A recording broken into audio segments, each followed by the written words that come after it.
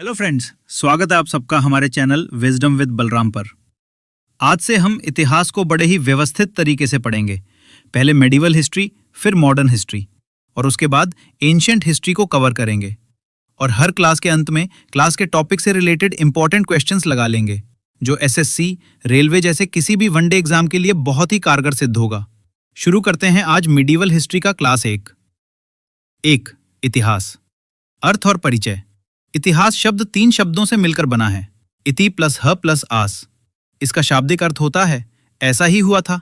सरल शब्दों में कहें तो अतीत की वह घटनाएं जो निश्चित रूप से घटित हुई हैं और जिनके हमारे पास प्रमाण हैं, उन्हें हम इतिहास कहते हैं।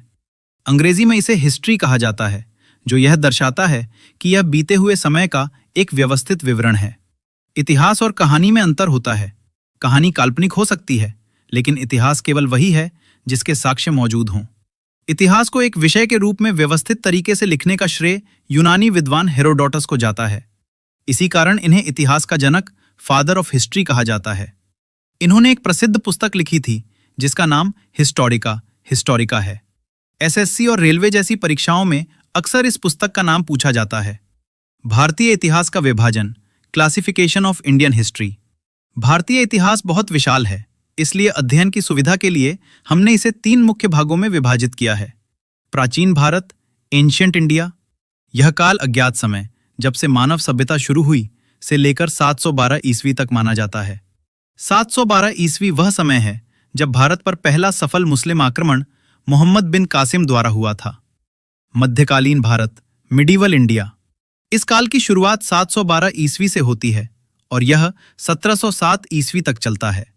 1707 ईस्वी का वर्ष महत्वपूर्ण है क्योंकि इसी वर्ष मुगल बादशाह औरंगजेब की मृत्यु हुई थी, जिससे मुगल साम्राज्य का पतन शुरू हुआ। आधुनिक भारत, मॉडर्न इंडिया। यह काल 1707 ईस्वी से शुरू होकर 15 अगस्त 1947 भारत की स्वतंत्रता तक माना जाता है। इसमें हम यूरोपीय कंपनियों के आगमन और भारत के स्वतंत्रता संग्राम का अध्ययन करते हैं। अक्सर छात्र 1707 ईस्वी की महत्ता को नहीं समझ पाते। यह वह मोड़ है जहां से भारत में विदेशी शक्तियों, अंग्रेजों का प्रभाव बढ़ना शुरू हुआ। समय की गणना, बीसी और एडी को समझना। इतिहास में समय को समझने के लिए 2 मुख्य पैमानों का उपयोग किया जाता है, जो ईसा मसीह के जन्म पर आधारित हैं। BC, before Christ, /BCE, before common era. इसे हिंदी में ईसा पूर्व कहते हैं। इसका अर्थ है ईसा मसीह के जन्म से पहले का समय। इसमें साल पीछे की ओर गिने जाते हैं। एडी, एनो डोमिनी /CE, कॉमन एरा। इसे हिंदी में ईस्वी कहा जाता है। इसका अर्थ है हमारे प्रभु के वर्ष में, या सरल भाषा में ईसा मसीह के जन्म के बाद का समय। इसमें साल आगे की ओर बढ़ते हैं, जैसे अभी 2026 ईस्वी चल रहा है। छात्रों में यह गलतफहमी होती है कि एडी का मतलब आफ्टर डेथ है, लेकिन यह एक लैटिन शब्द एनो डोमिनी है। उदाहरण, जैसे हम संख्या पद्धति नंबर लाइन में 0 के बाईं ओर ऋणात्मक और दाईं ओर धनात्मक अंक देखते हैं, वैसे ही इतिहास में ईसा मसीह का जन्म 0 बिंदु माना जाता है। अब यहां से कुछ इंपॉर्टेंट की फैक्ट्स हम याद रखेंगे, जैसे इतिहास के जनक हेरोडोटस, प्रसिद्ध पुस्तक हिस्टोरिका और इतिहास का विभाजन, जैसे प्राचीन इतिहास, मध्यकालीन इतिहास और आधुनिक इतिहास। अब आगे बढ़ेंगे। 2. विश्व के प्रमुख धर्म, एक अवलोकन। दुनिया भर में 4500 से अधिक संप्रदाय, सेक्ट्स मौजूद हैं। यदि हम वैश्विक जनसंख्या के आधार पर धर्मों के वितरण को देखें तो आंकड़े इस प्रकार हैं। ईसाई 31%, मुस्लिम 23%, हिंदू 15%, बौद्ध 7%। सनातन हिंदू आर्य धर्म को दुनिया का सबसे प्राचीन धर्म माना जाता है। इसकी प्रमुख विशेषताओं में मूर्ति पूजा, आइडल वर्शिप और आस्था, फेथ आधारित साधारण नियम शामिल हैं। ईसाई और इस्लाम धर्म का उदय। धर्मों के इतिहास में धार्मिक पुस्तकों और पैगंबरों का महत्वपूर्ण स्थान है। ईसाई धर्म, इसकी पवित्र पुस्तक बाइबल है, जो ओल्ड टेस्टामेंट्स और न्यू टेस्टामेंट्स का संयोजन है। यह पहली ऐसी पुस्तक मानी जाती है जिसने अनुयायियों के लिए निश्चित नियम निर्धारित किए। इस्लाम धर्म, इस धर्म की शुरुआत लगभग 1400 वर्ष पहले हुई थी। इसकी पवित्र पुस्तक कुरान है, जिसमें जीवन जीने के विशेष नियम दिए गए। पैगंबर मोहम्मद, इस्लाम के प्रवर्तक हजरत मोहम्मद साहब का जन्म 570 ईस्वी में मक्का सऊदी अरब में हुआ था। परीक्षा के लिए 712 ईस्वी की तिथि बहुत महत्वपूर्ण है, क्योंकि इसी समय भारत पर अरब आक्रमण हुआ और प्राचीन काल का अंत व मध्यकाल की शुरुआत मानी गई। अगले टॉपिक में जाने से पहले एक सवाल, वेदों में कितने प्रकार के देवता का जिक्र है और शास्त्रानुकूल उनका सही अर्थ क्या है? कमेंट में बताएं। 3. इस्लाम का उदय। अब हम इस्लाम का उदय के बारे में पढ़ेंगे। यह विषय आपकी एसएससी और रेलवे जैसी प्रतियोगी परीक्षाओं के लिए अत्यंत उपयोगी है, क्योंकि मध्यकालीन भारत के इतिहास को समझने की नींव यहीं से पड़ती है। पैगंबर मोहम्मद और इस्लाम की शुरुआत। इस्लाम धर्म की स्थापना 7वीं शताब्दी में अरब प्रायद्वीप अरबियन पेनिनसुला में हजरत मोहम्मद साहब द्वारा की गई थी। मोहम्मद साहब का जन्म 570 ईस्वी में मक्का शहर में हुआ था, जो उस समय अरब का एक प्रमुख व्यापारिक और धार्मिक केंद्र था। करीब 40 वर्ष की आयु में 610 ईस्वी में उन्हें मक्का के पास स्थित हीरा नामक गुफा में ज्ञान की प्राप्ति हुई। यहीं से उन्होंने एकेश्वरवाद यानी अल्लाह एक है का संदेश देना शुरू किया। एकेश्वरवाद का अर्थ है एक ही ईश्वर में विश्वास करना। जैसे स्कूल में एक ही प्रिंसिपल मुख्य निर्णय लेते हैं, वैसे ही इस विचारधारा में एक ही सर्वशक्तिमान सत्ता को माना गया। हिजरत और हिजरी संवत। जब मोहम्मद साहब ने मक्का में मूर्ति पूजा का विरोध किया, तो वहां के व्यापारियों और प्रभावशाली लोगों ने उनका विरोध शुरू कर दिया। इस विरोध के कारण 622 ईस्वी में उन्हें मक्का छोड़कर मदीना जाना पड़ा। इस ऐतिहासिक यात्रा को हिजरत कहा जाता है। हिजरत शब्द का अर्थ है प्रवास या एक स्थान से दूसरे स्थान जाना। इसी वर्ष 622 ईस्वी से मुस्लिम कैलेंडर यानी हिजरी संवत की शुरुआत हुई। छात्र अक्सर हिजरी संवत की तारीख में उलझ जाते हैं। जैसे हम ईस्वी सन एडी का उपयोग करते हैं, वैसे ही इस्लामी गणना इस यात्रा से शुरू होती है। इस्लाम के 5 स्तंभ। मूल सिद्धांत। इस्लाम धर्म के अनुयायियों के लिए 5 कर्तव्यों का पालन करना अनिवार्य माना गया है, जिन्हें इस्लाम के स्तंभ कहा जाता है। कलमा, यह विश्वास करना कि अल्लाह एक है और मोहम्मद उसके रसूल दूत हैं। नमाज, दिन में 5 बार प्रार्थना करना। रोजा, रमजान के महीने में उपवास रखना। ज़कात, अपनी आय का एक निश्चित हिस्सा लगभग 2.5% गरीबों को दान करना। हज, जीवन में कम से कम एक बार मक्का की तीर्थ यात्रा करना। ज़कात को छात्र एक टैक्स की तरह समझ सकते हैं, लेकिन यह स्वैच्छिक और धार्मिक दान है। खिलाफत और प्रमुख संप्रदाय। 632 ईस्वी में मोहम्मद साहब की मृत्यु के बाद उनके उत्तराधिकारियों को खलीफा कैलिफ कहा गया। खलीफा का अर्थ होता है प्रतिनिधि। शुरुआती 4 खलीफाओं को खुलफाए राशिदुन कहा जाता है, जिनके नाम परीक्षाओं के लिए महत्वपूर्ण हैं। अबू बकर, उमर, उस्मान, अली। खलीफा के पद को लेकर मतभेदों के कारण इस्लाम 2 प्रमुख संप्रदायों में बंट गया, सुन्नी और शिया। सुन्नी, जो सुन्ना पैगंबर की परंपराओं और निर्वाचित खलीफाओं में विश्वास रखते थे। शिया, जो पैगंबर के दामाद अली को ही वास्तविक उत्तराधिकारी मानते थे। यह विभाजन राजनीतिक नेतृत्व को लेकर था। जैसे किसी संस्था में उत्तराधिकारी के चयन के 2 अलग-अलग नियमों पर 2 गुट बन जाते हैं। भारत में इस्लाम का प्रवेश। भारत में इस्लाम का पहला सफल राजनीतिक प्रवेश 712 ईस्वी में हुआ, जब मोहम्मद बिन कासिम ने सिंध पर आक्रमण किया और वहां के राजा दाहिर को हराया। कासिम ने ही भारत में पहली बार जजिया कर लगाया। जजिया एक प्रकार का सुरक्षात्मक कर था जो गैर मुस्लिम नागरिकों से लिया जाता था। इसके बाद धीरे धीरे तुर्क आक्रमणों के जरिए इस्लाम का विस्तार भारत के अन्य हिस्सों में हुआ। कासिम पहला मुस्लिम आक्रमणकारी था, लेकिन उसने स्थायी साम्राज्य नहीं बनाया। साम्राज्य की नींव बाद में तुर्कों ने रखी। इसके इंपॉर्टेंट की फैक्ट्स। पैगंबर मोहम्मद का जन्म 570 एडी। स्थानः मक्का सऊदी अरब। पवित्र पुस्तकः कुरान। विशेष नियम। मोहम्मद साहब की मृत्यु 632 एडी। अरब देश कबीलों में बटा था। प्रमुख खलीफा कैलिफ्स।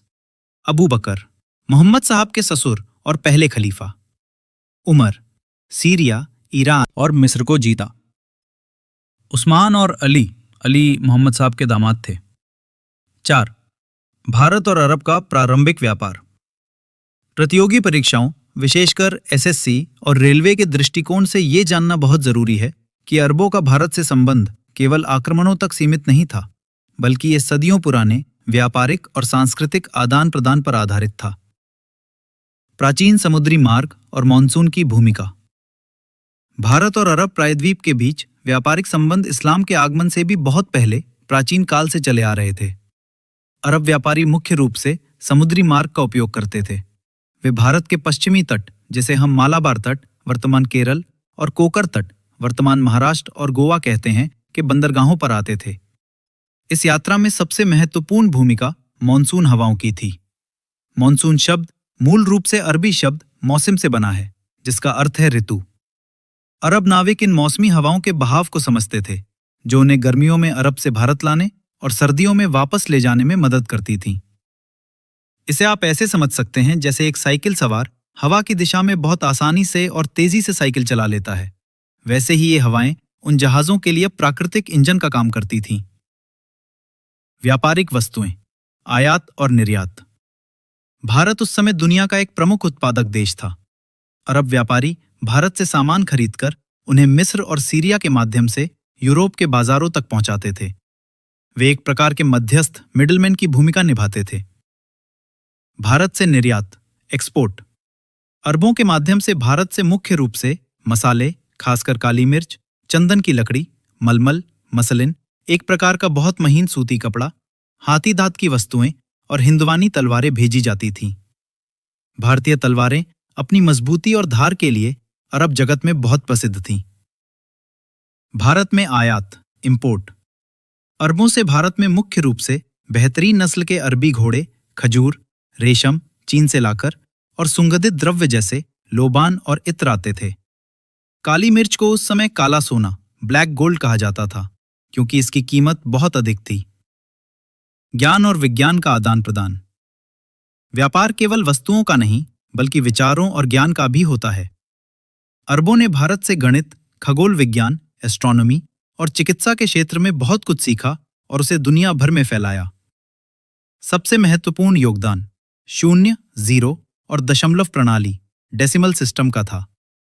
भारतीय गणितज्ञ ब्रह्मगुप्त की प्रसिद्ध पुस्तक ब्रह्मस्फुट सिद्धांत का अरबी में अनुवाद किया गया, जिसे अरबी में सिंध हिंद कहा गया। इसी तरह भारत के महान वैद्यों की दवाओं और जड़ी बूटियों के ज्ञान का भी अनुवाद किया गया। परीक्षाओं में अक्सर पूछा जाता है कि भारतीय अंकों को अरब में क्या कहा जाता है। अरबों ने भारतीय अंकों को हिंदसा कहा, जिसका अर्थ है भारत से संबंधित। ये भारत से अरब और फिर यूरोप पहुंचे, जिसे आज हम इंडो अरबिक न्यूमरल्स कहते हैं। व्यापारिक बस्तियां और सांस्कृतिक प्रभाव। अरब व्यापारी केवल सामान बेचने नहीं आते थे, बल्कि कई व्यापारी भारत के तटवर्ती इलाकों में बस भी गए। राष्ट्रकूट राजाओं के शासनकाल में इन व्यापारियों को बहुत सम्मान मिलता था।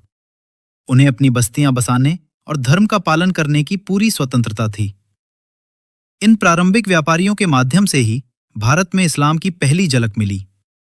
केरल में स्थित चेरामन जुमा मस्जिद को भारत की सबसे पुरानी मस्जिद माना जाता है, जिसका निर्माण व्यापारिक संबंधों के कारण ही संभव हुआ था। इंपॉर्टेंट की फैक्ट्स। भारत और अरब का व्यापार। प्रारंभ में अरब व्यापार मसाले, रेशम, कपास के लिए आए। भारत की पहली मस्जिद चेरामन जुमा मस्जिद, केरल, 628 ईस्वी। अरब से आने वाली वस्तुएं खजूर, जैतून, ऊंटा। स्रोतः चचनामा, अरब आक्रमण की जानकारी। भारत के लिए खलीफा के आदेश, इस्लाम का प्रचार करना, अपार धन लूटना, साम्राज्य स्थापित करना। 636 ईस्वी में पहला असफल प्रयास मुंबई के पास हुआ। सिंध की स्थिति और राजा दाहिर। श्रीलंका, सेरेंडिप से आने वाले अरब जहाजों को सिंध में लूटा गया। उस समय सिंध का राजा दाहिर, चच का पुत्र। पहला आक्रमण असफल रहा, अबैदुल्ला और बुदैल द्वारा। 5. इस्लाम का भारत में प्रवेश। प्रारंभिक समुद्री व्यापार और सांस्कृतिक संपर्क। भारत में इस्लाम का आगमन किसी युद्ध से नहीं, बल्कि व्यापार के माध्यम से हुआ था।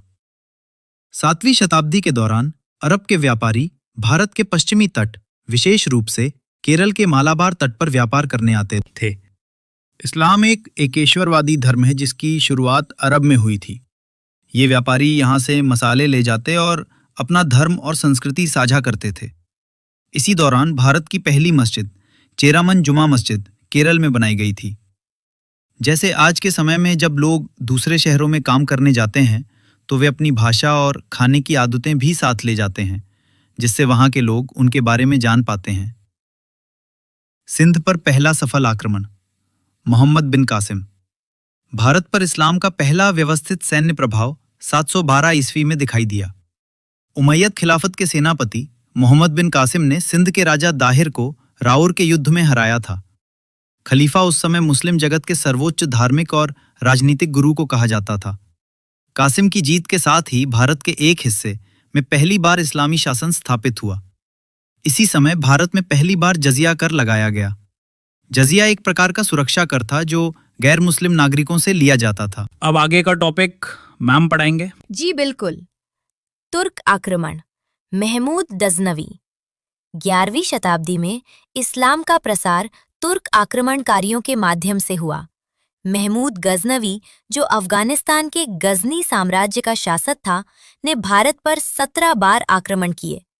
उसका मुख्य उद्देश्य भारत की संपत्ति को लूटना था, ताकि वो मध्य एशिया में अपने साम्राज्य को मजबूत कर सके। उसने 1025 ईस्वी में गुजरात के प्रसिद्ध सोमनाथ मंदिर पर आक्रमण किया, जो इतिहास की एक प्रमुख घटना है। गजनवी का उद्देश्य भारत में स्थायी शासन करना नहीं, बल्कि यहाँ की धन दौलत को गजनी ले जाना था। ये किसी ऐसे व्यक्ति की तरह था जो केवल लाभ कमाने के लिए किसी मेले में जाता है, वहां बसने के लिए नहीं। मोहम्मद गौरी और सल्तनत की नींव। 12वीं शताब्दी के अंत में मोहम्मद गौरी ने भारत पर आक्रमण किया। गजनवी के विपरीत गौरी का लक्ष्य भारत में एक मुस्लिम साम्राज्य की स्थापना करना था। उसके और दिल्ली के राजा पृथ्वीराज चौहान के बीच 2 प्रसिद्ध युद्ध हुए, जिन्हें तराइन का युद्ध कहा जाता है। तराइन का प्रथम युद्ध 1191, इसमें पृथ्वीराज चौहान की जीत हुई। तराइन का द्वितीय युद्ध 1192, इसमें मोहम्मद गौरी ने जीत हासिल की, जिसने भारत में मुस्लिम शासन के द्वार खोल दिए। गौरी के सेनापति कुतुबुद्दीन ऐबक ने बाद में दिल्ली सल्तनत की नींव रखी। तराई के दूसरे युद्ध को भारतीय इतिहास का टर्निंग पॉइंट, निर्णायक मोड़ कहा जाता है, क्योंकि इसके बाद ही दिल्ली सल्तनत की शुरुआत हुई। 6. मोहम्मद बिन कासिम। भारत के इतिहास में मोहम्मद बिन कासिम का नाम एक महत्वपूर्ण मोड़ के रूप में जाना जाता है। वो उमैयद खिलाफत का एक सेनापति था। खिलाफत का अर्थ है वो साम्राज्य जहां खलीफा इस्लामी दुनिया का राजनीतिक और धार्मिक प्रमुख का शासन हो। मात्र 17 वर्ष की आयु में उसे सिंध पर आक्रमण करने के लिए भेजा गया था। कासिम भारत पर आक्रमण करने वाला पहला अरब मुस्लिम था। अक्सर छात्र तुर्क जैसे गजनवी या गौरी और अरब आक्रमणकारियों के बीच भ्रमित हो जाते हैं। सिंध पर आक्रमण के कारण और प्रमुख युद्ध। मोहम्मद बिन कासिम को इराक के गवर्नर अल हज्जाज इब्न यूसुफ ने भारत भेजा था। इसका मुख्य कारण देबल के बंदरगाह के पास समुद्री लुटेरों द्वारा अरब जहाज़ों को लूटना था। उस समय सिंध पर राजा दाहिर का शासन था। वर्ष 712 ईस्वी में कासिम और राजा दाहिर के बीच राओर का युद्ध, बैटल ऑफ रिवॉर, हुआ। इस युद्ध में राजा दाहिर की हार हुई और सिंध पर अरबों का अधिकार हो गया। उदाहरण: इसे ऐसे समझें जैसे किसी देश के व्यापारिक माल को समुद्र में लूट लिया जाए और उस नुकसान की भरपाई के लिए वो देश अपनी सेना भेज दे। प्रशासन और जजिया कर। जीत के बाद कासिम ने सिंध के प्रशासन में कई बदलाव किए। उसने भारत में पहली बार जजिया नामक कर लगाया। जजिया एक प्रकार का सुरक्षा शुल्क या कर था जो केवल गैर मुस्लिम नागरिकों से लिया जाता था। इसके बदले में राज्य उनकी सुरक्षा की जिम्मेदारी लेता था। उदाहरण: जैसे हम समाज में सुरक्षा के लिए गार्ड रखते हैं या किसी विशेष सेवा के लिए सर्विस टैक्स देते हैं, वैसे ही उस समय ये एक अनिवार्य धार्मिक राजनीतिक कर था। ब्राह्मणों, महिलाओं और बच्चों को शुरुआत में इस कर से छूट दी गई थी। ये प्रश्न परीक्षाओं में अक्सर पूछा जाता है। ऐतिहासिक स्रोत और सांस्कृतिक प्रभाव।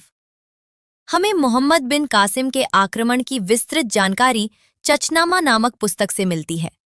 ये पुस्तक मूल रूप से अरबी में थी, जिसका बाद में फारसी में अनुवाद किया गया।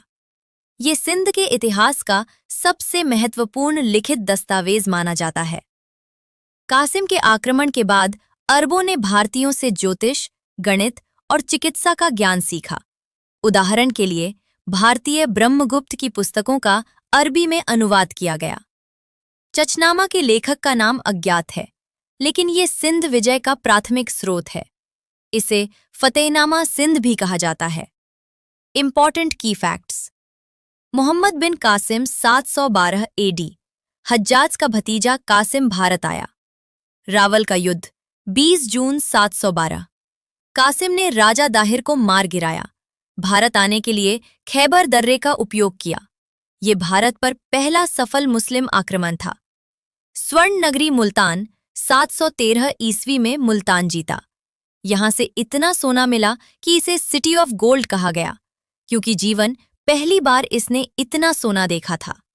कासिम ने सिंध पर जजिया कर लगाया। जजिया कर क्या था?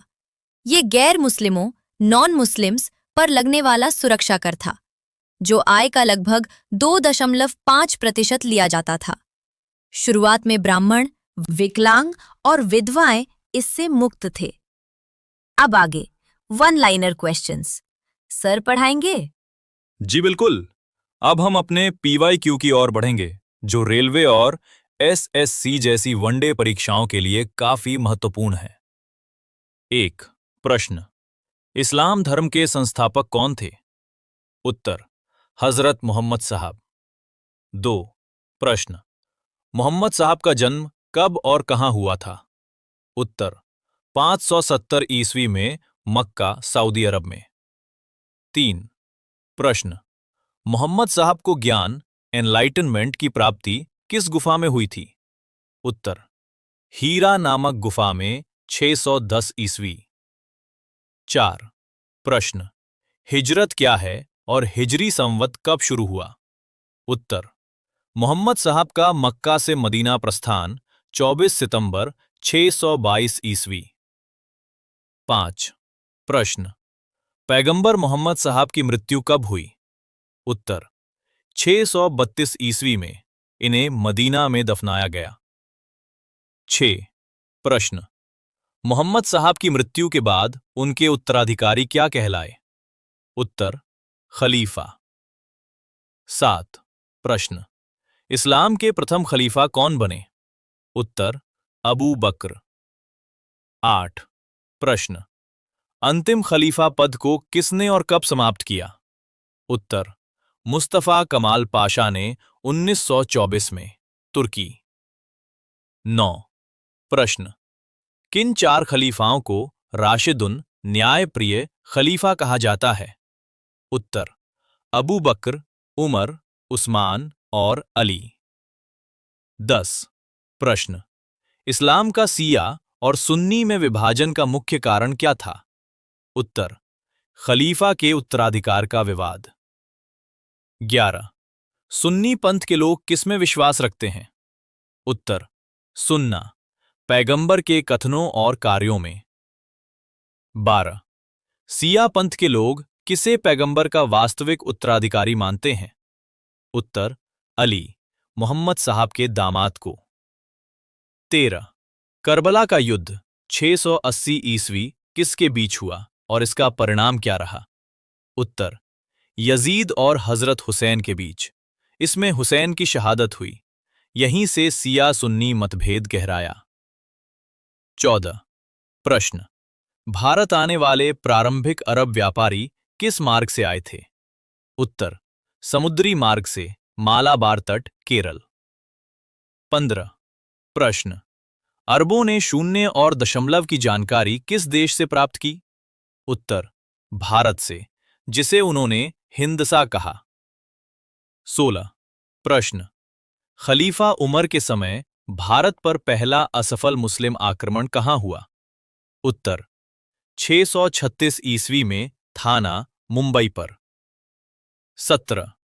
प्रश्न: भारत पर पहला सफल मुस्लिम/अरब आक्रमण किसके नेतृत्व में हुआ? उत्तर मोहम्मद बिन कासिम 712 ईस्वी। 18 प्रश्न मोहम्मद बिन कासिम के आक्रमण के समय सिंध का शासक कौन था? उत्तर राजा दाहिर, ब्राह्मण वंश, चच वंश। 19 प्रश्न राजा दाहिर और कासिम के बीच हुए निर्णायक युद्ध को क्या कहते हैं? उत्तर रावोर का युद्ध, बैटल ऑफ रिवार। 20 प्रश्न कासिम के आक्रमण का तात्कालिक कारण क्या था? उत्तर देबल बंदरगाह पर समुद्री डाकुओं द्वारा अरब जहाजों की लूट। 21 प्रश्न सिंध की राजधानी क्या थी जहां राजा दाहिर का शासन था? उत्तर अलोर। 22 प्रश्न मोहम्मद बिन कासिम इराक के किस गवर्नर का सेनापति था? उत्तर अल हज्जाज। 23 प्रश्न भारत में सर्वप्रथम जजिया कर किसने लगाया था? उत्तर मोहम्मद बिन कासिम ने, सिंध के देबल में। 24 प्रश्न कासिम ने मुल्तान को जीतकर उसे क्या नाम दिया? उत्तर स्वर्ण नगरी, सिटी ऑफ गोल्ड। 25 प्रश्न सिंध विजय की विस्तृत जानकारी किस फारसी ग्रंथ में मिलती है? उत्तर चचनामा, लेखक अज्ञात, बाद में अली अहमद ने अनुवाद किया। 26 प्रश्न अरबों ने सिंध में कौन से नए कृषि कार्य और पशुपालन शुरू किए? उत्तर खजूर की खेती और ऊंट पालन। 27 प्रश्न अरबों द्वारा सिंध में चलाए गए स्वर्ण सिक्कों का नाम क्या था? उत्तर दिरहम। 28 प्रश्न भारतीय ग्रंथ ब्रह्म सिद्धांत और खंड खाद्यक का अरबी में अनुवाद किसने किया? उत्तर अल फजारी ने, अरबों के सिंध प्रवास के दौरान। 29 प्रश्न मोहम्मद बिन कासिम की मृत्यु कब और कहां हुई? उत्तर 715 ईस्वी में इराक, मेसोपोटामिया की जेल में। 30 प्रश्न कासिम के आक्रमण का मुख्य उद्देश्य क्या था? उत्तर धन लूटना और साम्राज्य विस्तार, विशेषकर इस्लाम का प्रचार। तो ये थे आज के टॉपिक्स के 30 इंपॉर्टेंट फैक्ट्स, और ऐसे ही हम बड़े सिस्टमैटिक तरीके से पूरे हिस्ट्री को कवर करेंगे। Please like and subscribe our channel.